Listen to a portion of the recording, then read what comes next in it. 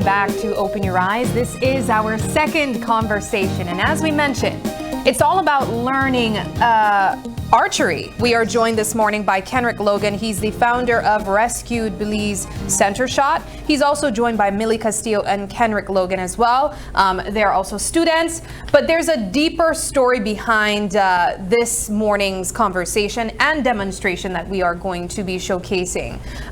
Kenrick, you are a pastor. Yes, ma'am. You also are heavily involved with young people. You teach archery, but you also ensure that there's some level of life skills and teaching going back to the Bible connected to these interactive moments that you have with young people as well. Yes. Let's begin with the type of work that you're doing and why you have decided to, one, introduce archery and connect it to your own spiritual journey.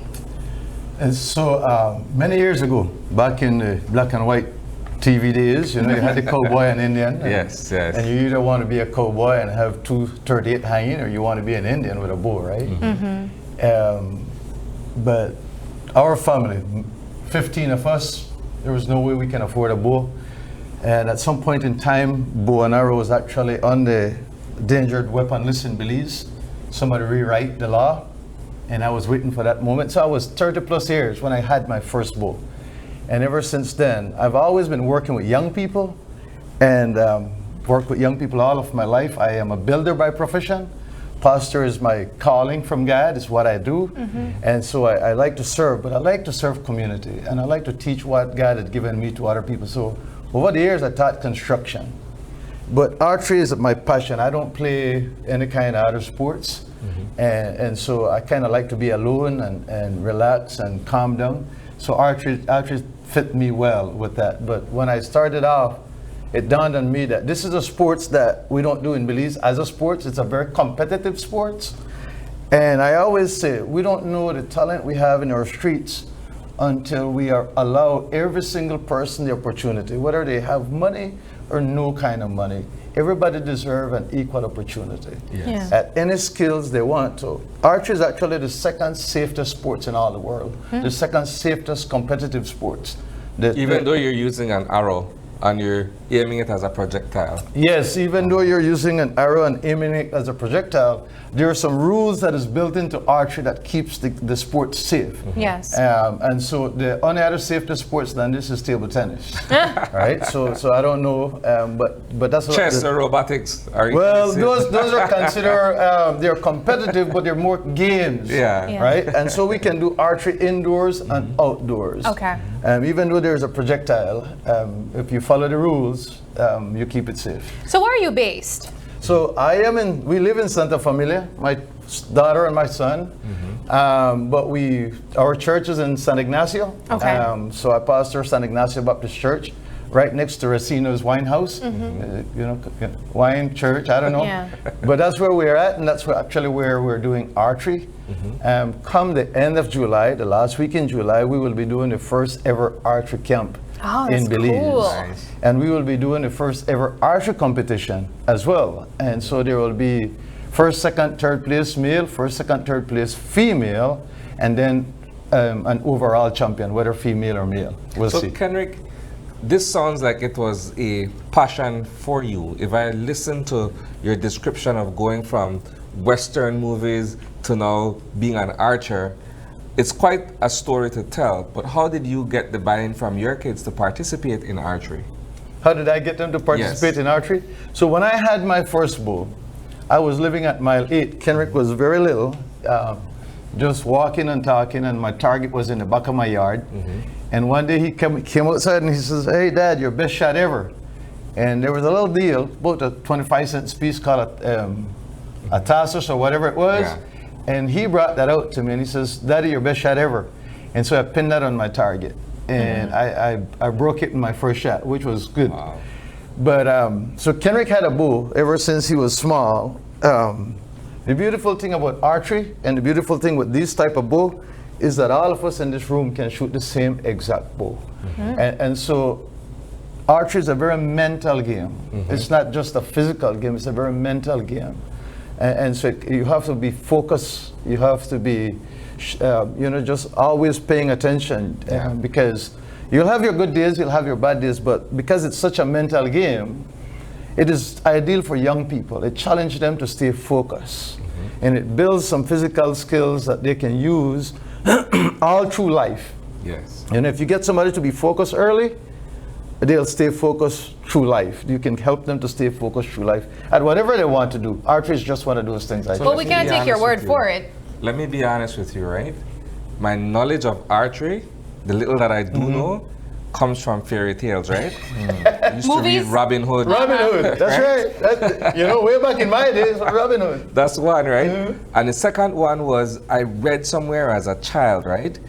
With the illustrations in the book itself, where there was this individual standing and an apple was on his head, and the archer was supposed to shoot the apple only and not the physical body of the person standing there. That's a little that I know about archery.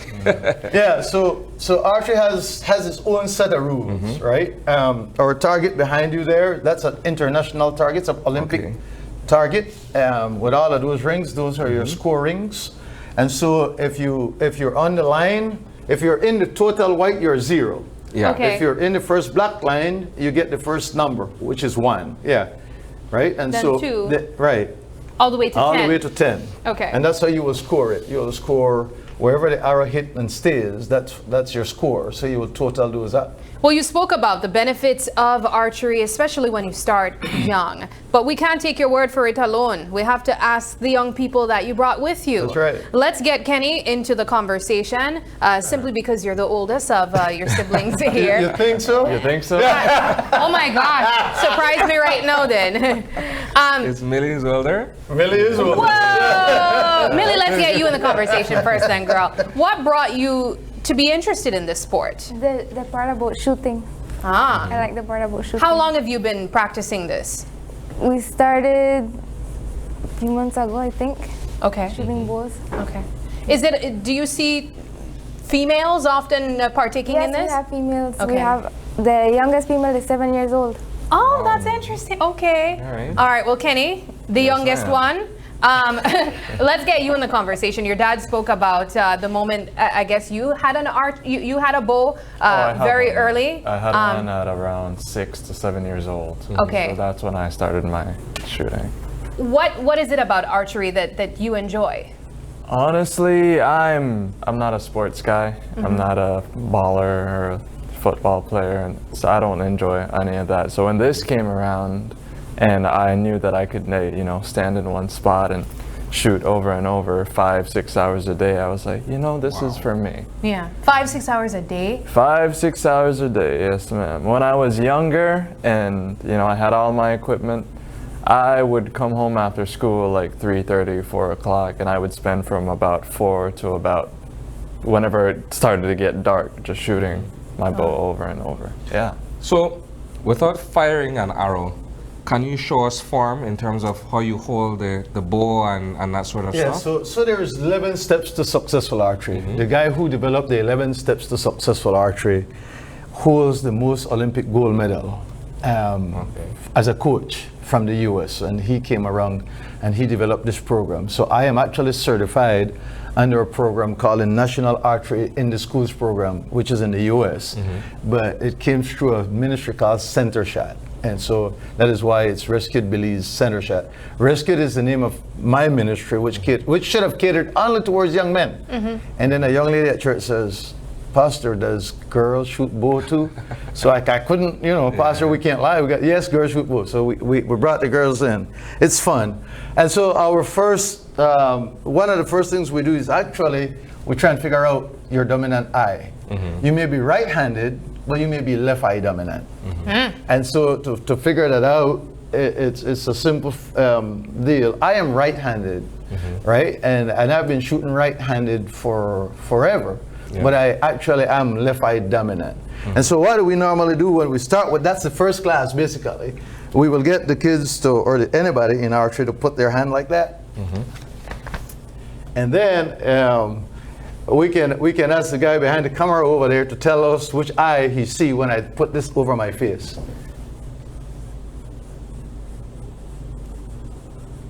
Left eye? Left eye. Ah, That's okay. right. So let's try it with him. We're going next. Go. Yeah, I can see the same left eye. Okay. Are you left-handed? I'm right-handed. See, Okay. he's right-handed, he's left eye dominant. I feel like I could tell you already which eye it is, but you tell me, Abu. I can see the same left. Yeah. All right, so you're left-handed? I'm right, but I could see better from this eye. All right, so exactly, and that plays a crucial role because in archery, when you can shoot, it's better to shoot with both eyes open. You have a better view of your target. You have a better balance when you stand, and then you also have your peripheral vision. Remember, you have other people on the same line with you. You want to be able to see what's going on here. Nothing is wrong shooting with one eye closed. In fact, if people can't shoot with their dominant eye, we don't force that. We just try to encourage that because of the benefit of it. So that's your first thing. The next thing we try and figure out is your draw length, right? How far is your draw length? How far back you How go? far back? How far back? Because all of us is different length. So this string will go back to suit me, but it will also go back to as far as Millie needed to go back. Okay. Right. So we figure out the draw length, and we use what we call a string bow. And that string bow is for our second lesson. So I will create a string bow. I'll give you a piece of string. Kenrick, you have yours? You lift it outside. It's all right. And then after we create the string bow, we will teach the 11 steps of archery. Okay. And instead of me doing that, I'll have Millie and Kenrick do it. We're not going to shoot. We're just going that's to fine. take you through some of the 11 steps of archery. So we're going to have Millie to take us through the 11 steps. All right, Millie. The first step of is stance. You need to stand like this. And Shoulder width apart. So if you come up to the line, your 2 foot are together like that. And if there was your target, you want to bring your target foot back just a little, and then go shoulder width apart. Turn your toe outward towards the target. And that gives you, that way all your weight is on your heels, basically. Give you a good stance. the second step is knock. You grab your arrow over and then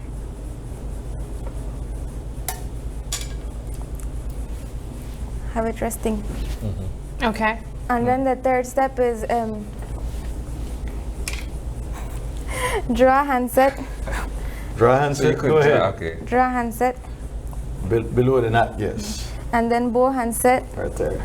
The other step is pre-draw, then draw, which is when you pull the string, and then and then the next step Can you is show us how far back you're going to pull Well, this? let me do that part because to shoot a bow without an arrow in it is called a dry fire. Okay. So if Millie accidentally turn loose of the string, this bow becomes dangerous to her and to everyone else because Okay. it can create it. I don't know the physics behind it, but the limbs can break. It doesn't look that much. So, Gotcha. so when Millie was talking, she was saying, draw hand set. This is my draw hand. This is actually a right hand bow, right? Okay. So I'm shooting with my right hand. That is why. It's not the hand you hold the bow. It's the hand you draw with, right? What determines if you shoot with your right or your left hand? Is it The simply bow is built different. There's a left hand bow up here. okay?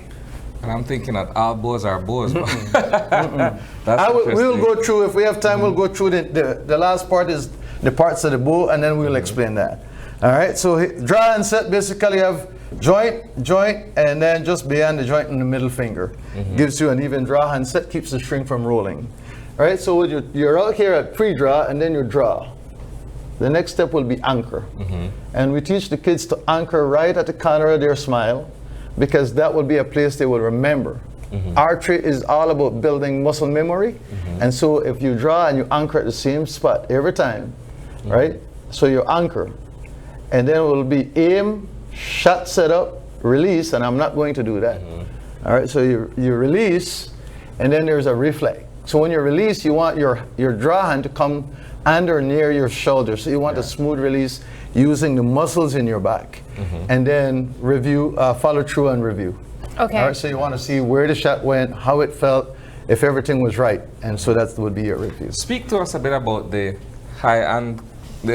eye-hand coordination that's involved. So you're aiming down to the target, you've drawn your bow. How do you try to get it to as center target as possible? So we use the arrow for point of aim, right? So if the arrow is attached onto here, you want to look down the shaft of the arrow, right? So that's the shaft of the arrow. That's where you will look at. Whenever you're up here, you're going to be looking down that shaft and where that goes. And you can cheat that. You can actually cheat that with your index finger. Okay. Because where your index finger point, that's where you're going to shoot. Yeah. Right? And so that's a way to cheat that. But That makes it sound easy to actually like get a perfect shot. Just follow the arrow. Trust from but at the experience. same That's so time, easy. right? Easier but, said but than at the done, same right? time, what a lot of people tend to do is to over grip. Okay. Because they're afraid that the bow falls out of their hand, right? But you don't have to over grip, right? You can. Is just it heavy? no, Can we? Okay. There you go. It was kind of heavy. So that's a full size, and then that's Nice a mini. weight. Yeah. Yeah. So the draw weight on this is 20 pounds. Okay. And then we can turn the draw weight down by undoing these screws to 10 pounds. What's the difference between 10 and 20 now? I guess It's the just easier to pull distance. at 10. Okay. No, it's going to go the same distance. This was designed to go the same distance. On the mini, the draw weight is a little bit lighter, and the target for the mini is a little bit softer. Okay. So the impact will make sure that the arrow stay. Our 7-year-old is shooting at 7 yards. Doing pretty good. She's actually doing really well for a 7-year-old female. At that, she's the only 7-year-old we have on the range. That covers with a us. distance of about 21 feet, right? 21 feet, yes. So in competition with this style bow across the U.S., there is a 10-yard line and a 15-yard line. Okay. And that's quite a bit of a distance. But if you're doing, bows they go all the way up to 60, 70, 80 Yeah. pounds, 90 pounds. Wow. And the distance gets to be 100 plus yards. Wow. If you're good with it. And so it's a beautiful thing. Can we to do. have Isani try a demonstration? What we will do, I'll invite you guys to come out on the day of Oh, competition. we don't need to shoot. I just want to see if Isani knows how to follow the steps. All right, there you go. Where's your string, Millie? I don't know. Let's try a thing here. And we still want to come as well. Yeah, you better show up. All right. Okay. So you have So stance. form first, right? Yeah, stance. There you go. And then I'm gonna knock. keep my- Knock is when you pick up the arrow. The arrow are in quivers, and so the quiver will be probably over here, and Yeah. you'll pick up the arrow below the vein. This is called the vein or the Okay. fletching. And you go over the top like that. And basically the add color vein face you. It goes below that right there. That's knock. And it sets on this thing? That's the arrow rest. Okay. And so I aim down the side, Right. I both feel eyes like though. your hand Right. needed to low, Isani. You Well, need to- it's going to come up. Soon as he pulls to anchor, it's going I- to come up. Draw back, Right. come to my mouth, Anchor, aim, and fire. aim, yes, shot set up, release, follow through and reflect. Yeah. All right. Look at Nice. that. Do you think that this is a sport that you could have possibly gotten into? Well, if I go back to my childhood, we used to use the straw from the Slingshot? coconut leaf, right? Uh-huh. But it wasn't as elaborate as this setup. We use slingshot. Me too. That's why I grew up on a slingshot. I used to make my own. Yeah. Our kids in this nation needs every opportunity they can get. Yeah. And archery, the biggest expense in archery is it's a one-time expense. Basically, you just get your equipment, right? Yeah. And after you get your equipment, one of the beautiful thing about it, you can shoot an arrow 3 hours and go get your arrow for 3 hours. Yeah. Unless you do a Robin Hood, right? And then unless you bend an arrow or you cut the fletchings off, but then we have repair kits to replace the fletchings and replace the knock on the arrow. And so it's not. It's a little bit pricey at the startup, but then it'll follow you through a lifetime. So you are having an event, and there's also a competition that will be involved. Yes. Remind us again of the details of that and how people can get involved. So this event is catered to 30 kids. We have 5 coming from Orange Walk. Some people that I have worked with. These kids have worked with their parents when their parents were young people, and now they're like grandchildren. But they're having some issues, and so I was at the church in Orange Walk, and I told one of the ladies, I says, I'm going to invite 5 of your boys. And so 5 boys from Orange Walk. We have a few from in and around Belmopan, and we have the rest is coming from San Ignacio. Okay. The event starts, we go to camp on the 27th of July. And we go right up until the 30th of July. And so the kids will be learning all of what we just talked about, and then they will eventually compete the last day of camp in the afternoon. Is this a boarding camp? Yes, this is a boarding camp. Okay. And so I am certified. I have 4 other guys, 4 of my friends coming from the US that are also certified. Yeah. Because under this program, we have to be certified. And we have to Safety first. We have to keep certification, yes. Well, this is just part of our setup. We have a catchment net, so the arrow doesn't go through the net. And we catches the arrow, and then we have whistle command that we have to follow. And so on the range, if I blow 1 whistle, that's mean they can shoot. If I blow 2 whistles, that's mean they can go get the bow. We have lines that they got to stay behind to be safe, and they will only move and walk when the command is given and by whistle. And so if there's an emergency on the range, there's a 5 whistle blast. The kids then will have to requiver the arrow, walk the bow back to the bow rack, hang the bow up, and then go back to the waiting line until I clear the emergency, or the emergency is cleared. Then we will start the process all over again. And it's only $45 US, so that's $90. 90 Belize, and it's fully covered. And all of the kids come into camp this year because it's our first camp. They're not paying a cent. Oh. It's all on. It's all unrescued. We have. I'm fortunate enough to have worked in non-governmental programs, and I've done a lot of work building houses here, there, and everywhere, doing all kinds of things. It's one of the reasons I know Mona Lee, because I knew her mom through hospice palliative care. Okay. And we do a lot of community work. And so over the years, my friends, they've stuck with me. And then when I came up with, this is what I really want to do, it's been something on my heart since 1995. Wow. And it finally came to life. And I'm thankful to God for it, thankful to God for the opportunity given to me. And I hope that Belize we have to change the narrative. Yeah. Well, you did say that it's fully covered. Are there limited spaces still available? We're only doing 30 because I needed to make sure I have enough coaches, instructors on the lane to keep it safe. And so we're doing 30 kids. If there's an opening, I will call Mona Lee and let you guys put it out. And so, and because I'd like as much people that can, but this is just our first. Yeah. I was at the police department because I also do chaplain work for them. And on Monday I was there and I was using this bow to do my chaplain ministry with them. It's painted this color for a purpose. And so we also have a program called Center Shot Blue that caters to our first responders. It's a program that I really want to bring to Belize so that our first responders can find a way to relax, to unwind, to get rid of some of the stuff they have to deal with when they go out on a call. These guys go out, the first on the road traffic accident, the scenes and the sights are horrible, and you take that home with you. It's not healthy for them, nor for their wife, nor for their colleague.